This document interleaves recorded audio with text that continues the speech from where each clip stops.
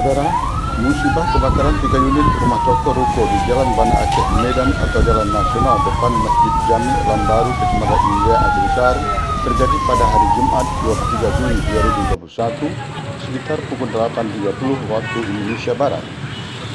Akibat terjadinya musibah kebakaran yang mendapat perhatian warga sekitar, meski tidak ada korban jiwa manusia, namun satu unit diantaranya milik Nasruddin 50 tahun dengan bergerak Pak, rusak berat, serta 2 unit lainnya milik MZ 69 tahun dan milik keluarga almarhum Rajali Ismail hanya mengalami rusak sedang dan ringan.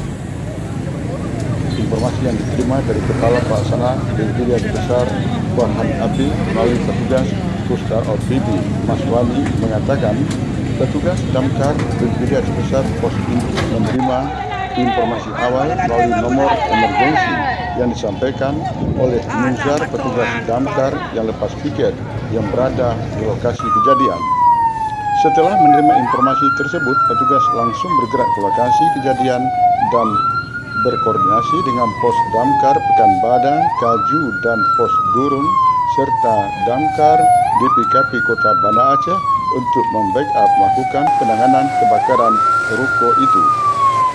Menurut Maswani, ketiga ruko yang terbakar terletak persis di Jalan Nasional atau di depan Masjid Jami Lambaru, dan bangunan yang terbakar merupakan bangunan yang berkonstruksi permanen. Dalam kejadian kebakaran itu, terdapat satu kepala keluarga atau 5 jiwa tinggal di ruko Jalan Baju atau toko baju Lestari. Saat kejadian, pemilik toko baju mencium bau menyengat sehingga langsung turun ke lantai bawah dan melihat kumpulan asap serta api yang sudah membesar di bagian dapur.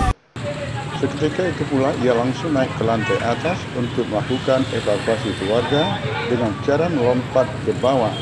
Saat sedang melakukan evakuasi, seorang warga melihat dan langsung menghentikan mobil box dengan bergerak Pak, melintas dan diarahkan ke toko baju tersebut untuk evakuasi Nasruddin dan keluarganya.